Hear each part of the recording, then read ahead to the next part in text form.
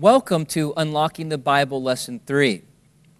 The last lesson finished at the Tower of Babel. God commanded Noah to be fruitful and multiply and replenish the earth, but the people became rebellious and full of pride. God had to divide the people by creating new languages for them to speak, which confused and scattered them. Soon, the families of Shem, Ham, and Japheth separated, and nations began to form. Shem's lineage included the nation of Israel and eventually Jesus Christ. From the lineage of Shem, a man named Abram would be guided by God to start a family and nation which would come to be known as Israel. Abraham started both the nation of Israel and the Arab nations. It was at this time that God stopped dealing with the entire world, and he started dealing exclusively with the Israelites, the descendants of Abraham. They were to be God's examples of how people can be blessed by entering into a covenant relationship with him.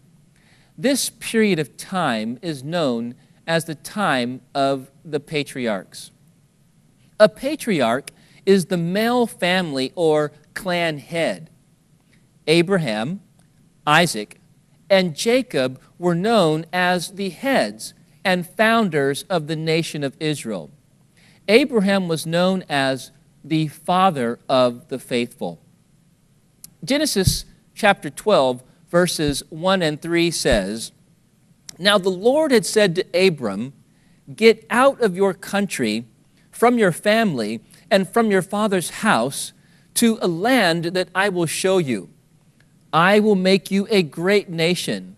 I will bless you and make your name great, and you shall be a blessing. I will bless those who bless you, and I will curse him who curses you.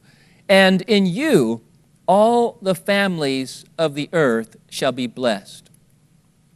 Although Abraham was known as the father of the faithful, he wasn't automatically so faithful. In the beginning of his walk with God, he struggled with his faith, just like every one of us does. Genesis chapter 12, verses 11 through 13 says, "And it came to pass, when he was close to entering Egypt, that he said to Sarai his wife, 'Indeed, I know that you are a woman of beautiful countenance. Therefore it will happen when the Egyptians see you that they will say, "This is his wife," and they will kill me, but they will let you live.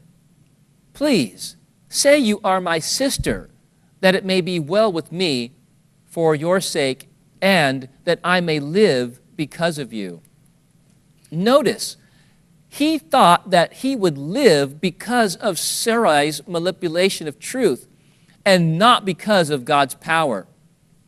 The Apostle Paul also started out a different man, but he changed for the better when he allowed God to transform him. Acts 8 and 3 says, "As for Saul, he made havoc of the church, entering every house and dragging off men and women, committing them to prison." Acts 9, 1 and 2 says, "Then Saul, still breathing threats and murder against the disciples of the Lord, went to the high priest and asked letters from him to the synagogues of Damascus, so that if he found any who were of the way, whether men or women, he might bring them bound to Jerusalem." Many times we doubt ourselves and say these things. "I could never live for God like some people," or "You don't know the terrible things I've done," or "I don't know that much about God or the Bible."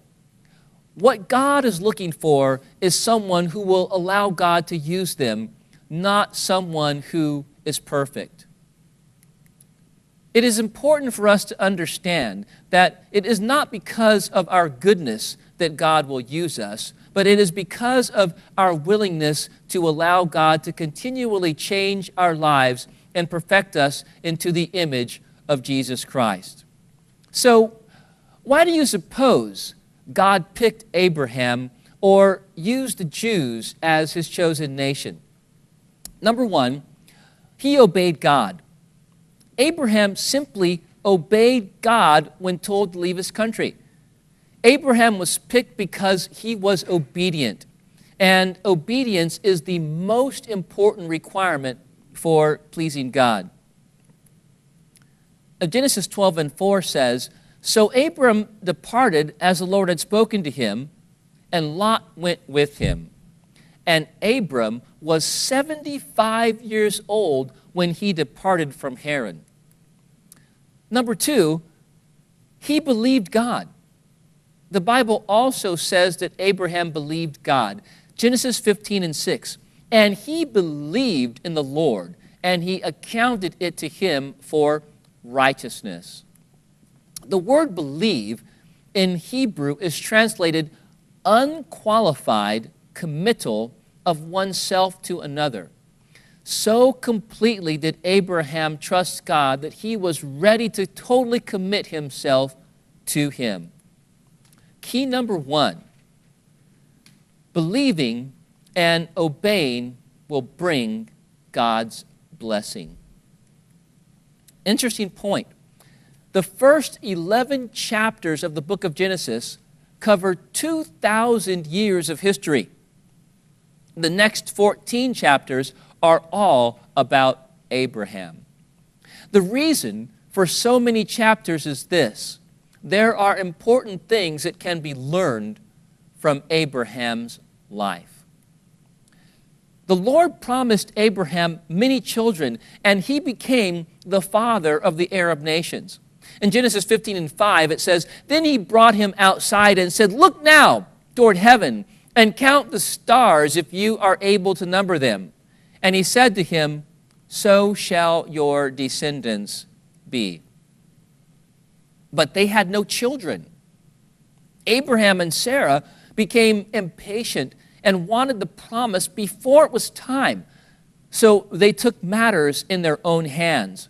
Sarah's servant Hagar birthed Abraham a child. Genesis 16, verses 1-4 says, "Now Sarai, Abram's wife, had borne him no children, and she had an Egyptian maidservant whose name was Hagar.